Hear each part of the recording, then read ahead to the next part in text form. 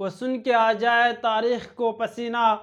وہ سن کے آ جائے تاریخ کو پسینہ، تیرا دیا کس نے میرے خون میں سفینہ، بھارت کے شیر کتنے میرے خون میں نہائے، بھارت کا شیر کتنے میرے خون میں نہائے، ٹوٹا میرے لہو میں کتنوں کا اب گنا۔ کچھ لوگ میرے خون سے ہولی منا رہے تھے، کچھ لوگ میرے خون سے ہولی منا رہے تھے، کچھ لوگ بھر رہے تھے میرے خون سے آب گینا، صحرا میں جا کے چھلکا میرے لہو کا ساگر، صحرا میں جا کے چھلکا میرے لہو کا ساگر، انصاف مانگنے کی ایسی صدا کہیں نہ۔ محترم و معزز سامعین، میں آج کے موقع پہ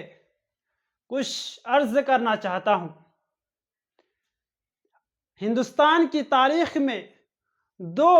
بہت ہی اہمیت کا دن ہے، ایک 15 اگست اور ایک 26 جنوری۔ 29 اگست 1947 کو 7 رکنی کمیٹی تشکیل دی گئی ڈاکٹر بھیم راؤ امبیڈکر صاحب کی صدارت میں، جس کو ہندوستان کے قانون بنانے کے لیے کہا گیا۔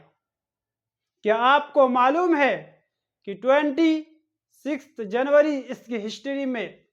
کیا اہمیت ہے؟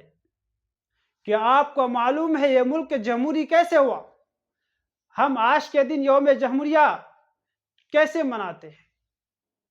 کیا آپ کو معلوم ہے کہ اس دن میں ہمیں یوں ہی نہیں ملا، ایک دو انگلی کٹا کے ہمیں یہ دن نہیں ملا،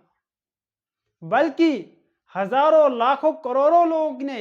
اپنی جان کی بازی لگا دی ہے۔ ملک کا وہ لوگ جو اپنے آپ کو دیش بھکت کہتے ہیں، وہ لوگ جنہوں نے اپنی آزادی میں کچھ بھی نہیں کھویا، جن کا ایک ناخن کے برابر بھی ان کا